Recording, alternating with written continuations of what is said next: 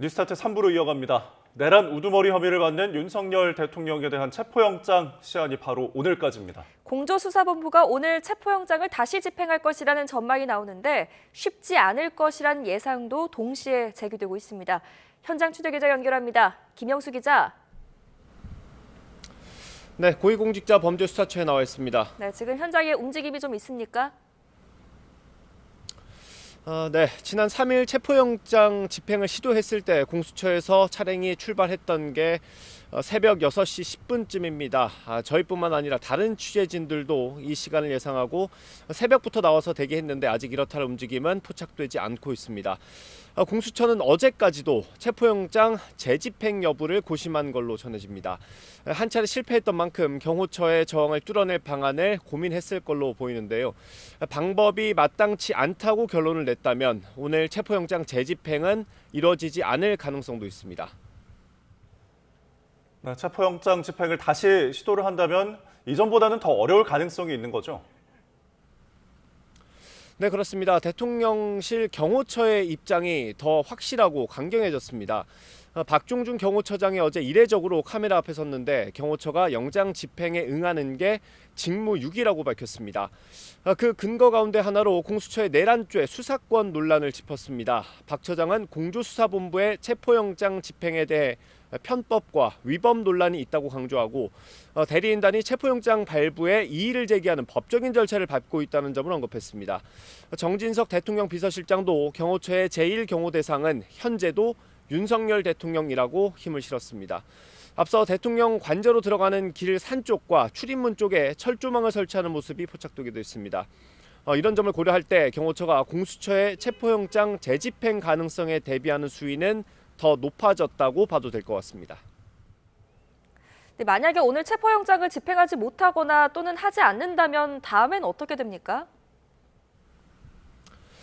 다음 카드로 유력하게 거론되는 게 구속영장을 바로 청구하는 겁니다. 구속 여부를 판단하는 법원의 영장실질심사는 윤석열 대통령이 출석하지 않아도 가능합니다. 법원의 판단을 한 차례 더 받아서 윤 대통령의 신병을 확보하는 방법인데 공수처의 수사 자체를 부정하는 윤 대통령이 구속영장 발부에도 응하지 않을 가능성이 있습니다. 김용현 전 장관을 비롯해 계엄 사태 관계자들에 대한 수사만으로도 영장 발부가 가능하다는 분석이 있지만 자칫 기각될 수 있다는 건 위험 부담입니다.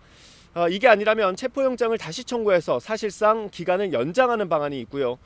지금까지 분위기론 희박하긴 하지만 변호인 측과 소환조사 일정을 조율하는 것도 아예 사라진 카드는 아닙니다. 여기에 내란죄 수사권에 대한 논쟁을 없애기 위해 다시 사건을 경찰로 이첩하는 방안도 검토될 수 있는데 이럴 경우 공수처는 제대로 수사도 못하고 시간을 허비했다는 비판을 받을 가능성이 큽니다. 지금까지 공수처에서 YTN 김영수입니다. 네, 윤석열 대통령이 있는 한남동 관저의 주변에도 긴장감이 고조되고 있습니다. 탄핵 찬성 반대 측은 각각 오늘도 밤샘 집회를 이어갔는데 윤 대통령에 대한 체포영장 재집행 여부에 촉각을 곤두세우고 있습니다. 현장 취재기자 연결해서 자세히 들어보겠습니다. 정현우 기자. 네, 대통령 관저 입구 쪽에 나와 있습니다. 네, 지금 탄핵 찬반 집회 분위기 각각 어떻습니까?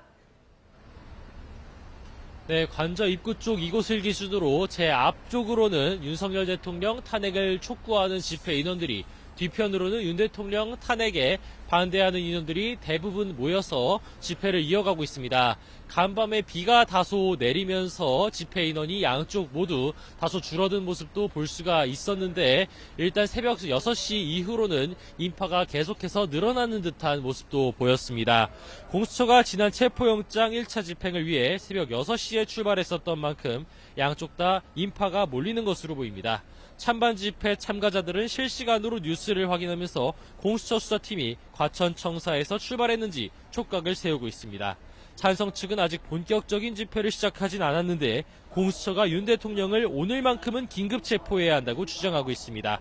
다만 반대 측에선 법적 타당성이 없는 윤 대통령 체포 시도를 막아서야 한다며 무대 위에서 목소리를 높이고 있습니다. 경찰이 양측을 인력과 울타리로 구분해 두면서 찬반 집회 사이 물리적 충돌은 빚어지지 않고 있습니다. 네, 대통령 관저 쪽 경호처 인력들의 움직임은 어떻습니까? 네, 일단 제 옆쪽에 이곳이 보이는 쪽이 대통령 관저 쪽으로 들어가는 진입로입니다. 경찰 버스들이 여러 배치가 돼 있기 때문에 대규모 인력이 한 번에 들어가긴 어려워 보입니다. 또 1차 영장 집행 당시 공수처와 경호처가 처음으로 대치했었던 철문 쪽도 마찬가지로 굳게 닫혀져 있는 모습입니다. 다만 더 위쪽인 2차, 3차 저지선이 있는 쪽에서 경호처 인력이 어떻게 움직이고 있는지 아직 현장에서 확인되진 않고 있습니다. 1차 체포영장 집행 바로 다음 날인 그제 경호처에서 경내 산길에 철조망을 쳐서 우회로를 차단하려는 듯한 모습이 포착되기도 했는데 경호처 인력들은 오늘도 안에서 2차 체포영장 집행 여부에 촉각을 세우면서 대비하고 있을 것으로 보입니다. 네, 관저 외곽 쪽의 상황도 한번 설명해 주시죠.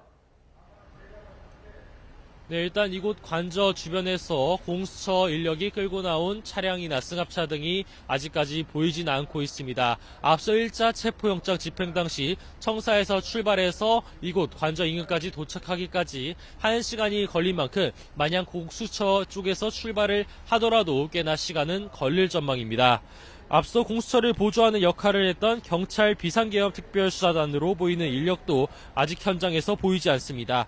대신 집회와 교통관리를 위해 출동한 경찰 기동대 인력들만 집회 현장에 여럿 배치돼 있습니다. 경찰 버스들도 관저 쪽 출입로를 위주로 길게 늘어서서 차벽을 세우고 있는데 집회 인원이 계속 늘어날수록 경찰 기동대 버스들도 추가될 것으로 보입니다. 지금까지 서울 한남동 대통령 관저 주변에서 YTN 정인우입니다. 헌법재판소가 오늘 8인 체제가 구성된 뒤 처음으로 재판관 회의를 진행합니다. 헌법재판소는 전원재판부가 현재 상황을 공유하고 각종 위원회의 공석 상태를 해소하기 위해 문형배 헌재소장 권한대행이 회의를 소집했다고 밝혔습니다.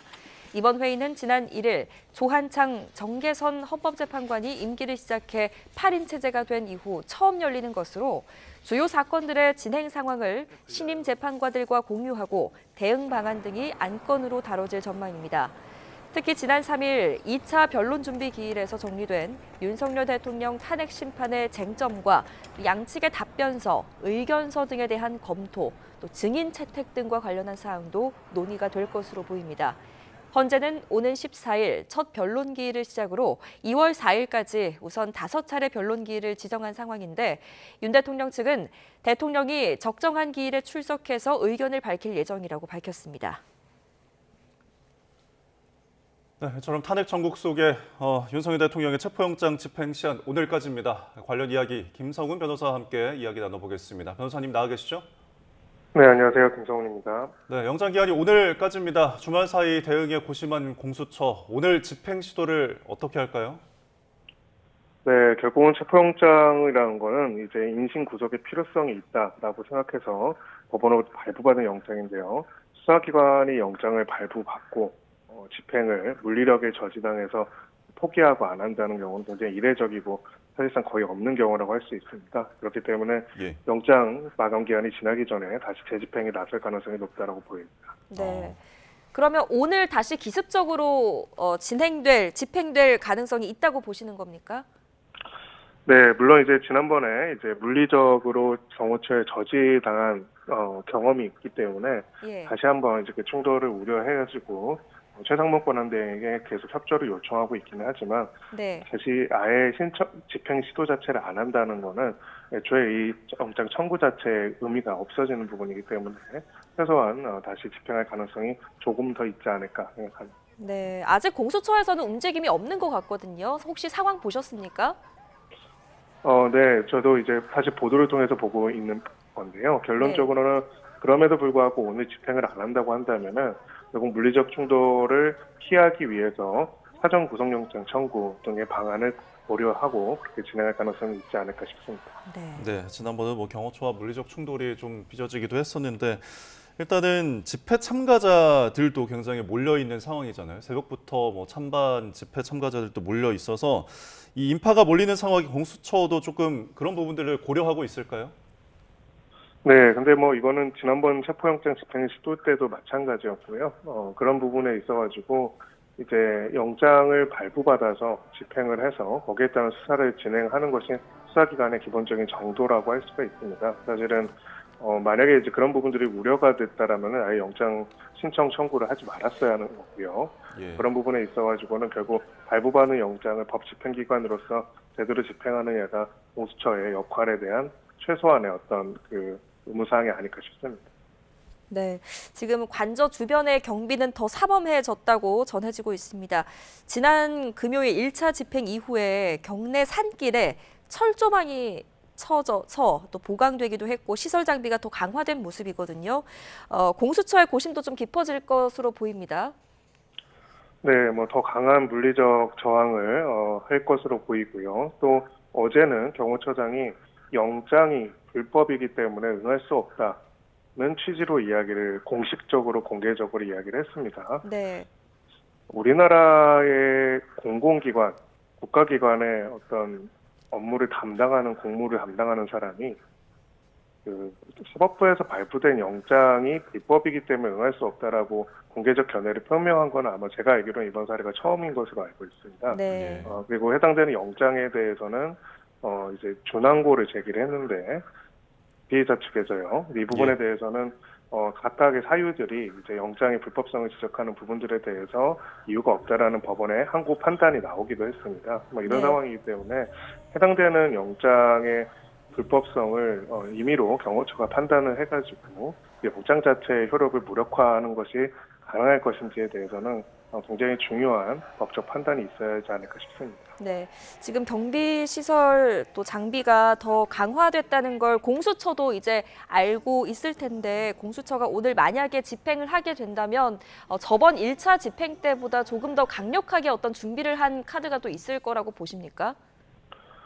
네, 만약 집행을 한다면 당연히 그래야 할 것이고요. 기본적으로 공수처라는 개별 한 기관과 그다음에 경호처라는 또 다른 기관 간의 어떤 기관 다툼의 문제가 아닙니다. 이거는 영장의 문제입니다. 영장이라는 거는 기본적으로 대한민국 사법체계에서 사법부가 발부한 영장에 대한 집행을 거절하거나 거부할 수 있는 기관은 어느 곳도 없고요.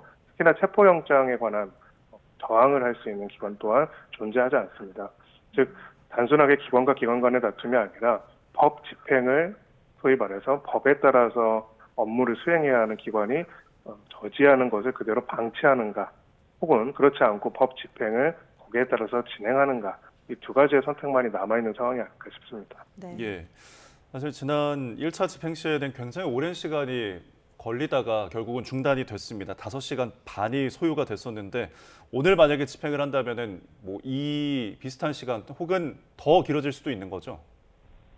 네, 뭐 만약에 이제 똑같이 별다른 준비가 없이 집행이 된다면은 모르겠지만은 지금 경호처장이 영장에 대해서 응하지 않을 것이라는 의사를 강하게 밝혔고요. 예.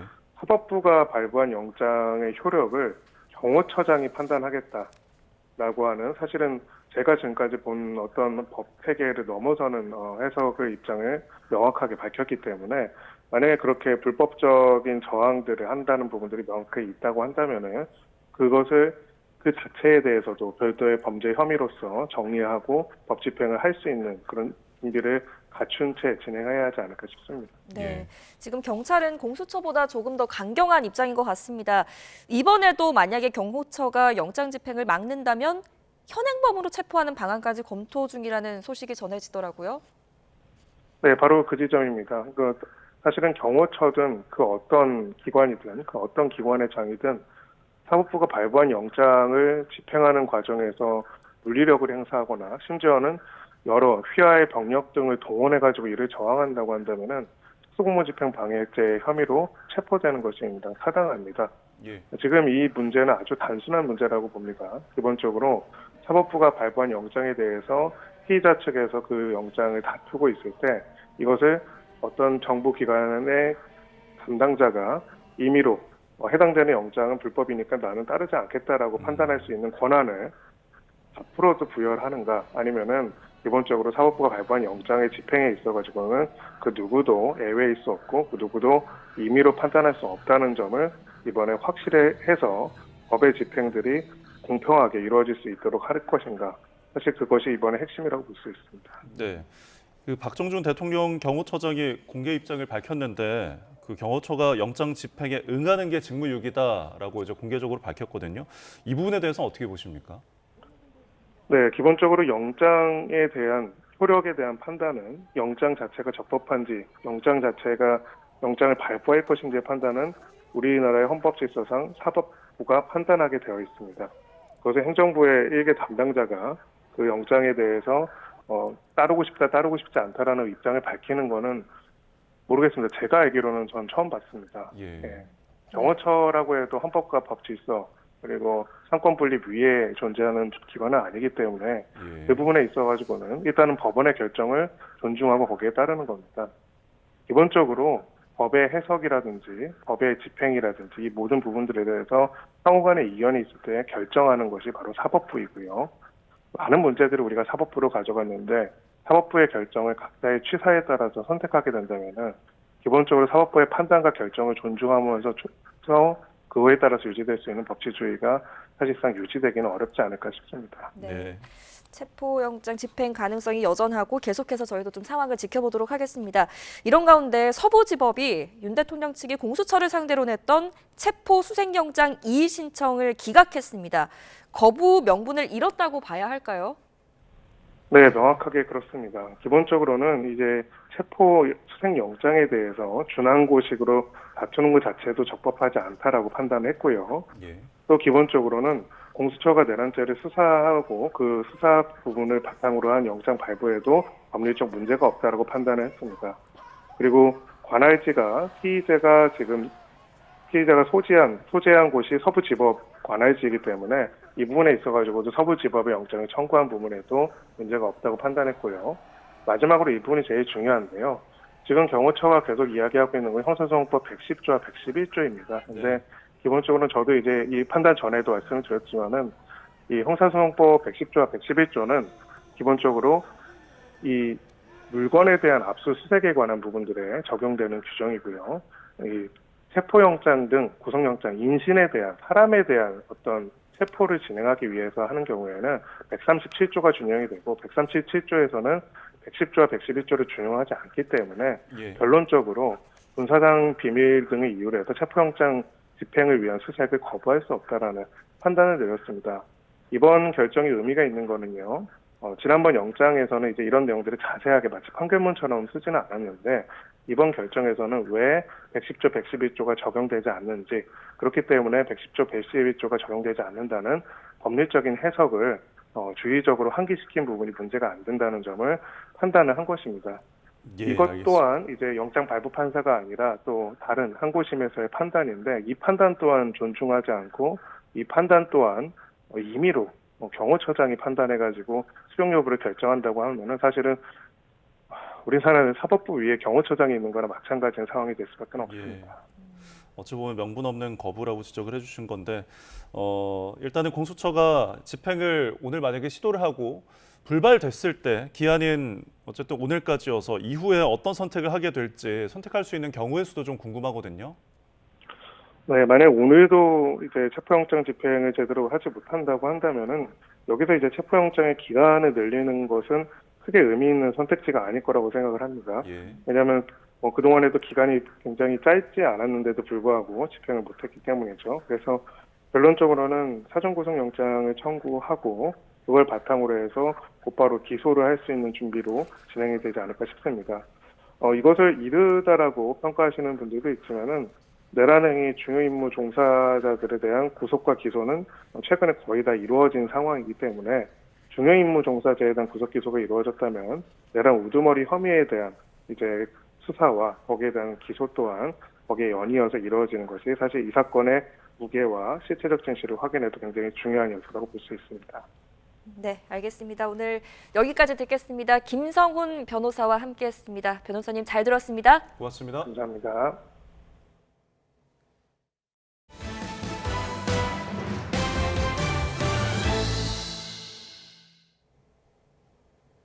다음 소식입니다. 제주항공 여객기 참사 희생자의 시신 인도가 오늘 마무리됩니다. 중앙사고수습대책본부는 희생자 179명 가운데 마지막으로 남은 시신 3구가 오전에 유가족에게 인도된다고 밝혔습니다. 앞서 희생자 20여 명의 발인이 이루어진 데 이어 나머지도 장례 절차가 진행되고 있습니다. 네, 수많은 목숨을 앗아간 제주항공 여객기 참사의 책임 소재를 규명하기 위해서 사고 조사가 진행되고 있는데요. 관리상 기체 결함이 사고 원인에 포함될 경우 제주항공은 중대재해처벌법 위반으로 대표까지 입건될 수가 있습니다. 이문석 기자입니다. 중대재해처벌법은 피해자가 근로자냐 시민이냐에 따라 중대산업재해와 중대시민재해로 나뉩니다. 이번 사고는 승객 175명과 승무원 6명이 숨지거나 다쳤다는 점에서 두 재해 모두 해당합니다. 전문가들은 이번 사고가 중대재해처벌법 적용 대상이라는 것에 이견이 없습니다. 그렇지만 법 적용 대상이라고 다 처벌되는 것은 아닙니다. 중대시민재해는 항공안전법, 중대산업재해는 산업안전법에 따라 책임자가 안전의무와 관리상 조치를 이행하지 않았을 경우에 입건됩니다. 따라서 우선 사고의 명확한 원인부터 규명돼야 합니다. 만약 조사 결과 관리상 기체 결함이 직접적인 원인이었다면 제주항공 대표까지 입건 대상이 될 수 있습니다. 2023년 국토교통부가 펴낸 중대시민재해 해설서엔 기체 결함으로 항공기가 착륙 중 추락한 가상사고 사례가 소개돼 있습니다. 1명이 죽고 5명이 다친 사고에 대해 항공사 대표이사에게 중대재해처벌법 위반으로 징역 1년 이상이나 10억 원 이하 벌금을 부과할 수 있다고 설명하고 있습니다. 외부적으로 불가항력적인 조류 충돌 문제로 이렇게 사고가 났다라고 한다면 처벌되지 않지만 그 사고의 원인 중에 기계적인 결함이나 관리 부주의가 있다라고 한다면 이것 역시 이제 책임자가 처벌받을 가능성이 있습니다.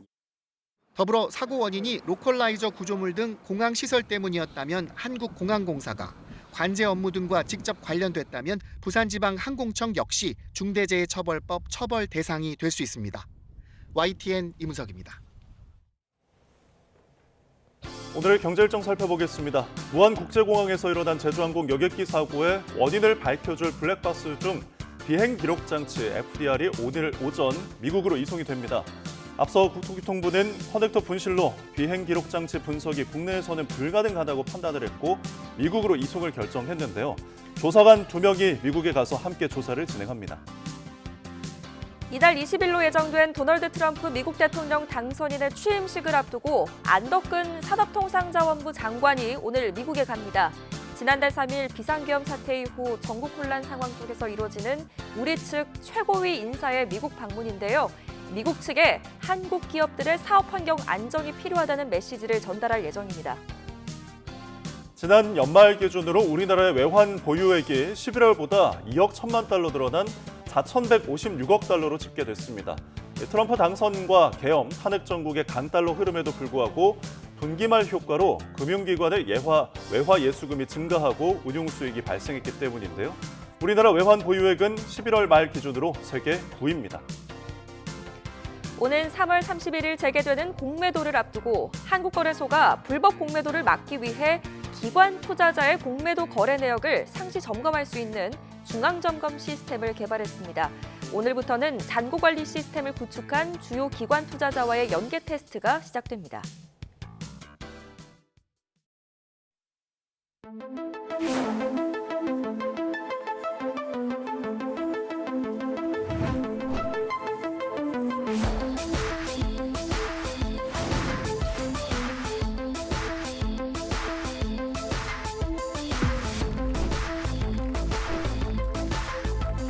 국민들께서 염려하지 않고 일상을 영위하실 수 있도록 국정을 조기에 안정시키기 위해서는 우리 모든 공직자들이 전심, 전력을 다해야 하겠습니다.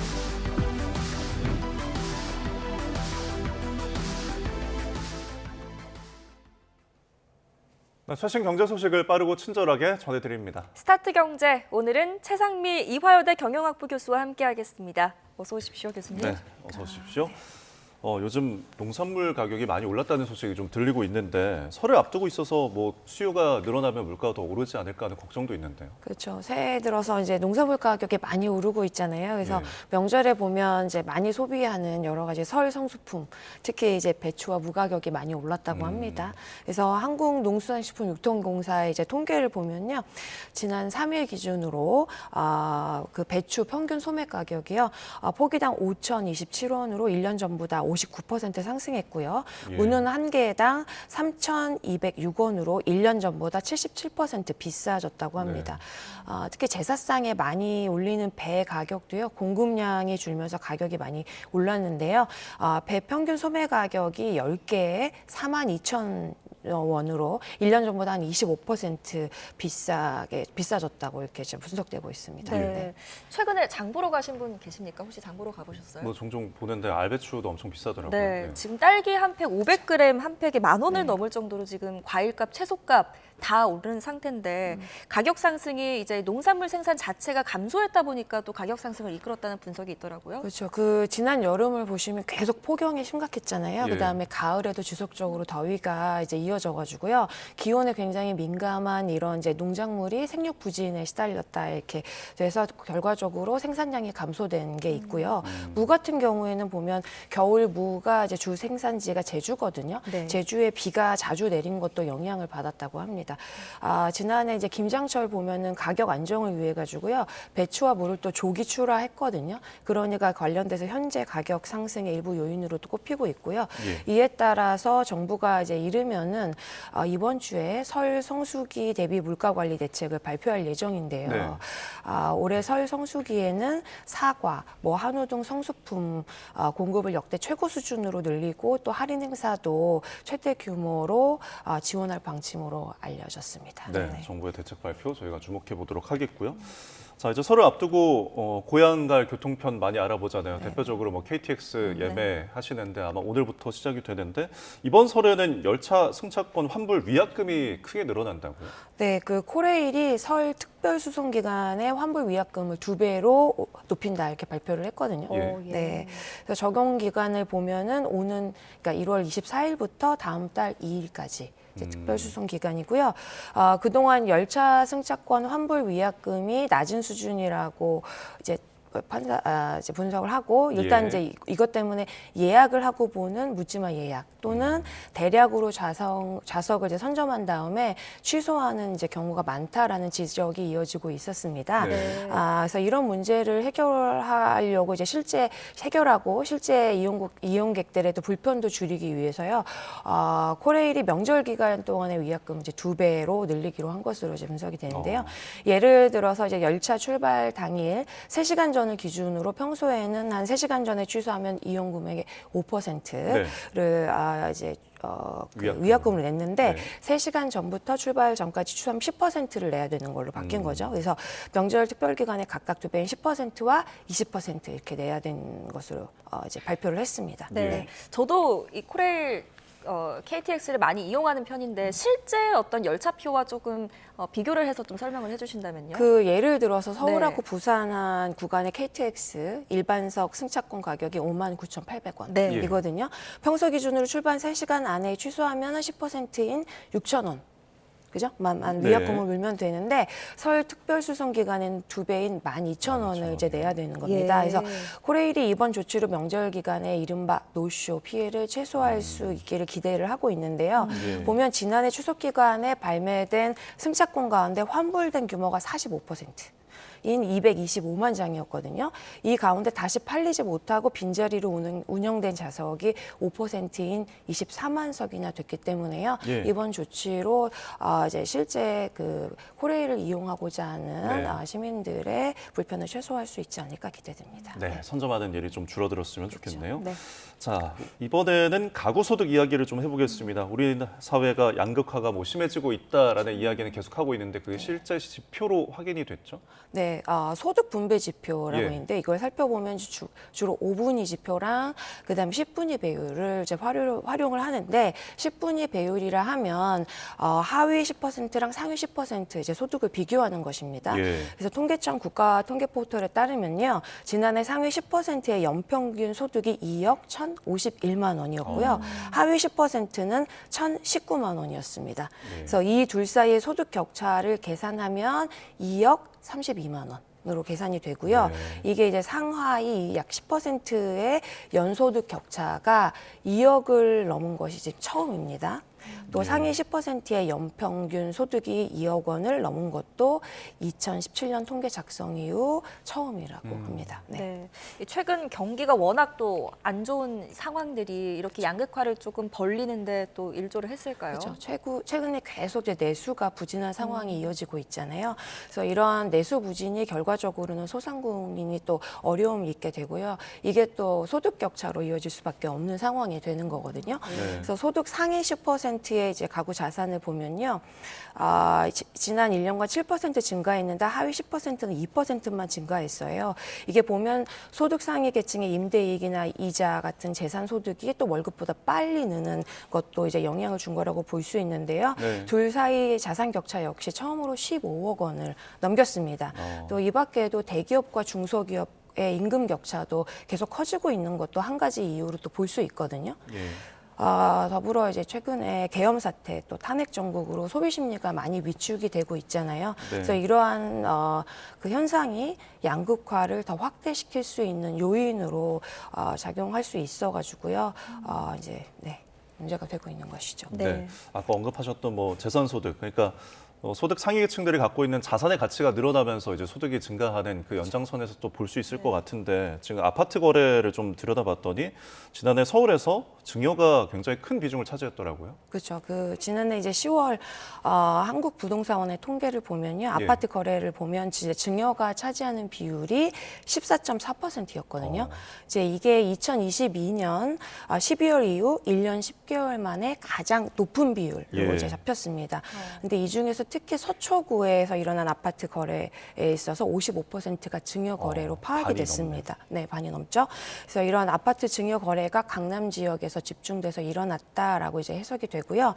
최근에 집값 상승세가 주춤한 상황이잖아요. 네. 근데 올해 초고가 주택의 증여세가 이제 산정 방식이 변경이 됩니다. 아시다시피 이제 감정 평가를 강화하는 쪽으로 이제 변경이 되는데 이에 따라서 세 부담 증가가 이제 예상이 되니까 증여 수요가 일시적으로 몰렸지 않느냐 이렇게 풀이가 되고 있습니다. 네. 그러니까 교수님 말씀처럼 지금 초고가 증여세 부담이 올해부터 더 확대되기 때문에 이렇게 일시적으로 몰렸다 이렇게 분석을 하시는 거죠? 그렇죠. 그동안의 증여세를 보면요, 시세를 기준으로 산정이 됐거든요. 근데 이제 거래가 굉장히 드문 초고가 주택의 경우에는요, 시세를 파악하기 어렵잖아요. 그러니까 예외적으로 공시 가격을 기준으로 삼고 있었습니다. 네. 그래서 이거 문제가 뭐냐면 초고가 주택이 공시 가격은 시세보다 크게 낮잖아요. 그러니까 증여세가 지나치게 적게 부과된다라는 지적이 지속적으로 있었습니다. 그래서 이에 국세청이 올해부터 초고가 주택은 감정 평가를 거쳐가지고 증여세를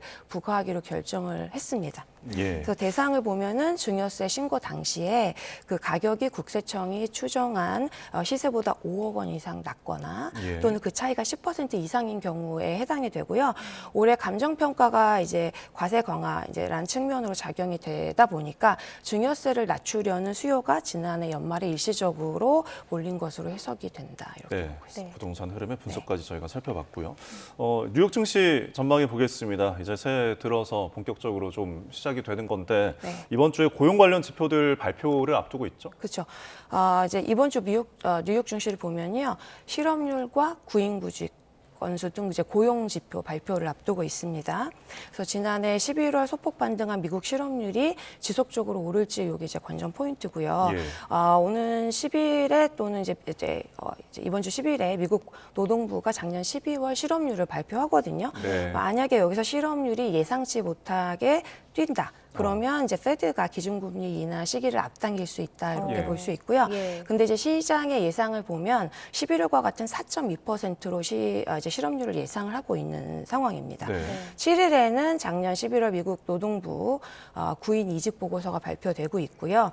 미국의 구인 이직 건수는 지난해 9월 3년 반 만에 최저치를 기록하고 10월에 개선되는 모습을 보인 상태예요. 그래서 이 흐름이 11월까지 지속됐을지 이 부분이 굉장히 중요한 관심사고요.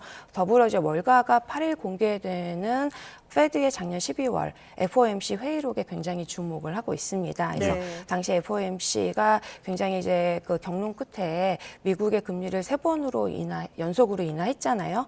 근데 올해 금리 인하 횟수 전망이 기존 4번에서 2번으로 이제 줄여진 상태예요. 그래서 제롬 파월 페드 의장이 금리 인하 결정이 굉장히 이제 박빙이었다, 클로즈 콜이었다라고 말을 한 상태인 만큼 페드 위원들이 굉장히 치열한 논의를 했다. 그래서 이런 거를 확인할 수 있을 것으로 보입니다. 네, 알겠습니다. 뉴욕 증시까지 살펴봤습니다.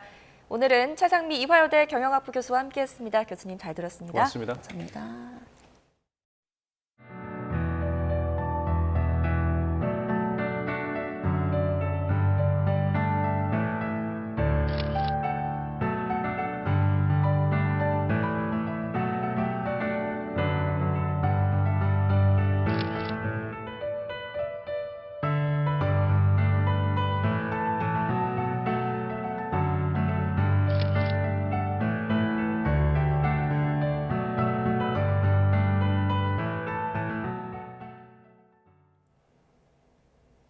미국 언론이 윤 대통령 지지자들이 부정선거를 주장하며 외친 트럼프 구호 사용에 대해 주목하고 있습니다. 윤 대통령과 트럼프의 정치적 발언이 점점 비슷해지고 있다는 지적을 내놓기도 했습니다. 워싱턴 권준기 특파원입니다. 워싱턴 포스트는 왜 한국에서 성조기와 친트럼프 구호가 사용될까라는 제목의 기사를 썼습니다. 윤석열 대통령 지지자들이 쓰고 있는 도둑질을 멈추라는 영어 구호가 4년 전 대선을 불복한 트럼프 지지자들이 사용하던 것과 같다는 겁니다. 신문은 한국 보수 진영이 이 구호를 외치는 건 윤 대통령과 트럼프의 정치적 발언이 갈수록 비슷해지고 있다는 걸 반영한다고 분석했습니다. 대선 사기를 주장하며 내부의 적을 겨냥했던 트럼프처럼 윤 대통령도 야당이 반국가 세력이라며 선관위에 계엄군을 투입했다는 겁니다. 신문은 윤 대통령 측이 헌법재판소에 낸 답변서에서 트럼프의 면책 특권을 인정한 미국 대법원 판결을 인용한 점도 주목했습니다. 다만 미국과 달리 한국 법은 대통령의 내란죄를 면책 대상에서 제외하고 있다는 점을 지적했습니다. 이런 가운데 트럼프의 최측근이 된 일론 머스크는 도둑질을 멈추라는 팻말 사진을 공유하며 와우라고 썼지만 별도의 설명은 덧붙이지 않았습니다. 워싱턴 포스트는 윤 대통령 체포 시도가 있었던 지난 3일 광주광역시청에 미국 버지니아주 깃발이 휘날린 것도 소개했습니다. 이 깃발은 선의 여신 비루투스가 독재의 신을 밟고 선 그림과 함께 폭군의 말로는 이렇게라는 라틴어 구호가 적혀 있습니다. 신문은 윤 대통령이 결국 그림 속 폭군의 운명을 맡게 될 거라는 걸 상징하는 의미라는 국내 교수의 말을 전했습니다. 광주시에 걸린 깃발은 지난해 11월 방문한 버지니아주 대표단을 환대해준 데 감사하다는 뜻으로 글렌 영킨 주지사가 보낸 거라고 신문은 덧붙였습니다. 워싱턴에서 YTN 권준기입니다. 요즘 유럽에서는 조르자 멜로니 이탈리아 총리가 영향력 있는 인물로 급부상하고 있습니다. 미국 트럼프 2기 행정부 실세인 일론 머스크와 절친한 멜로니 총리가 이번에는 트럼프 당선인과 직접 회동을 가져서 관심을 끌고 있습니다. 런던 조수연 특파원이 전해왔습니다. 도널드 트럼프 미국 대통령 당선인과 조르자 멜로니 이탈리아 총리가 나란히 서서 카메라를 향해 엄지를 지켜듭니다. 멜로니 총리가 트럼프 당선인의 플로리다 마러라고 리조트를 예고 없이 찾은 겁니다. 양측은 이란의 이탈리아 기자 구금 문제를 비롯해 평화와 안보, 경제 협력 등을 논의했습니다. 트럼프 당선인은 멜로니 총리가 유럽을 휩쓸고 있다며 칭찬을 아끼지 않았습니다. 두 사람의 만남은 지난달 7일 파리 노트르담 대성당 재개관 기념 만찬에 이어 두 번째입니다. 당시에도 트럼프는 그녀가 훌륭한 리더라고 말했는데 멜로니 총리는 이를 SNS에 게시하면서 친분을 드러냈습니다. She's fantastic. She is a fantastic leader and person. 멜로니 총리와 트럼프 당선인은 미국과 유럽에서 심각한 문제인 불법 이민에 대한 강경한 입장이 일치하는 등 결이 잘 맞는다는 평가를 받습니다. As this matter is precisely a matter about security, the result is that we have been unable to defend our external borders. 멜로니 총리를 향한 유럽 안팎의 관심은 트럼프 당선인 취임을 불과 보름 앞둔 시점에서 부쩍 높아지고 있습니다. 멜로니 총리가 트럼프의 측근이자 2기 행정부 인사로 내정된 일론 머스크 테슬라 CEO와도 돈독한 사이라는 게 부각되고 있기 때문입니다. 트럼프와의 회동에 앞서 멜로니는 머스크를 공개적으로 극찬하기도 했는데 이런 친분을 바탕으로 트럼프 행정부와 유럽의 가교 역할을 할 수 있다는 전망이 나옵니다. 유럽 언론들은 멜로니 총리가 미 유럽 관계의 핵심 인물이 되려는 이들 중 하나라며 유럽의 트럼프 카드가 될지 주목하고 있습니다. 특히 유럽연합의 중심인 독일과 프랑스의 정국이 혼란스러운 상황에서 멜로니 총리의 역할이 커질 수 있다는 관측입니다. 런던에서 YTN 조수연입니다. 이스라엘은 지난 2023년 10월부터 팔레스타인의 하마스, 레바논의 헤즈볼라 등 두 무장정파와 전쟁을 벌여오다가 헤즈볼라와는 지난해 11월 휴전에 들어갔는데요. 그런데 합의 사항을 어겼다며 서로 비방전을 벌이면서 이 휴전이 깨질 우려가 커지고 있습니다. 황보선 기자입니다. 이스라엘 국방장관이 레바논 접경 군기지를 방문한 자리에서 무장정파 헤즈볼라더러 약속을 지키라고 압박했습니다. 휴전 조건대로 리타니강 너머로 헤즈볼라 병력을 완전히 철수시키고 레바논 정부군이 나서서 서둘러 테러 인프라를 제거해야 한다는 겁니다. 이게 이루어지지 않으면 이스라엘 북부 주민들이 안전하게 집으로 돌아갈 수 있도록 독자적으로 행동하겠다고 경고했습니다. ביטחון לבתיהם. לא נאפשר יצירת איום מחודש על יישובי הצפון ועל אזרחי מדינת ישראל. 헤즈볼라 측도 가만히 있지 않겠다고 공식 경고했습니다. 헤즈볼라 수장 나임 카셈은 성명에서 이스라엘이 합의를 이행하도록 인내할 것이지만 60일간 기다리지는 않겠다. 언제 대응할지 지도부가 결정할 것이라고 말했습니다. 이스라엘군의 합의 위반을 이유로 군사행동에 나설 수 있다는 뜻입니다. قد ينفذ صبرنا قبل 60 يوما وقد يستمر هذا أمر تقرره القيادة. 이스라엘과 헤즈볼라는 지난해 11월 27일 60일간 일시 휴전에 돌입했습니다. 휴전 기간에 이스라엘군은 레바논에서 완전히 철수하고 리타니강 남쪽에는 헤즈볼라를 제외한 레바논군과 유엔평화 유지군만 주둔한다는 게 조건입니다. 이 휴전은 오는 25일 끝납니다. YTN 황보선입니다. 어젯밤 부산 방향 중앙고속도로 남안동 나들목 주변을 달리던 SUV 차량에서 불이 났습니다. 차량 앞쪽에서 나는 연기를 보고 운전자가 갓길에 차를 대고 급히 빠져나와 다친 사람은 없었습니다. 네, 어제 오전 11시 36분쯤 부산 강서구 모 중고자동차 부품창고에서 불이 나 30분 만에 꺼졌습니다. 이 불로 창고에 보관 중이던 하이브리드 차량용 배터리와 부품 등을 비롯해 소방서 추산 3천여만 원의 재산 피해를 냈습니다. 화재 당시 창고 외부에서 작업을 하던 직원 2명은 대피해서 인명피해는 발생하지 않았습니다. 불이 창고 인근 건물로 번지면서 소방당국은 총 30건의 신고가 잇따랐다고 접수했습니다. 네, 이번엔 출근길 날씨 알아보겠습니다. YTN 야외 스튜디오 연결해봅니다. 윤수빈 캐스터. 네, 윤수빈입니다. 출근길 서울 날씨 어떻습니까? 네, 월요일 아침 출근길 이곳 서울은 비나 눈이 소강 상태를 보이고 있습니다. 현재 서울 기온은 영상 2.2도로 평년 수준을 크게 웃돌고 있고요. 바람도 많이 강하지 않아서 체감상 추위가 많이 심하게 느껴지진 않습니다. 네, 지역에 따라서 눈비 그리고 짙은 안개에도 주의가 필요하다고요? 네, 맞습니다. 하지만 그 밖에 전국 곳곳으로는 산발적인 비나 눈이 이어지고 있는 데다 충청 이남을 중심으로는 안개도 짙게 끼어 있습니다. 출근길 자차 이용하신다면 평소보다 천천히 운행하셔야겠습니다.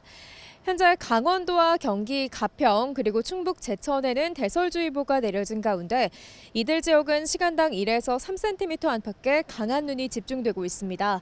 앞으로 경기 동부와 강원도에는 최고 5cm의 눈이 더 내리겠고요.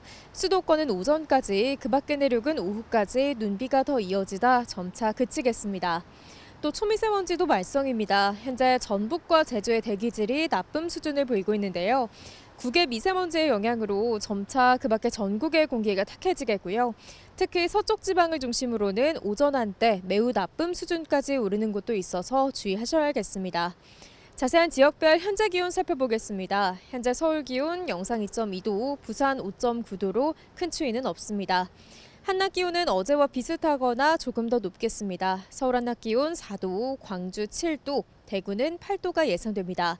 이후 내일부터는 기온이 다시 큰 폭으로 떨어지겠고 추위 속에 충남과 호남, 제주도를 중심으로는 폭설이 길게 쏟아지겠습니다.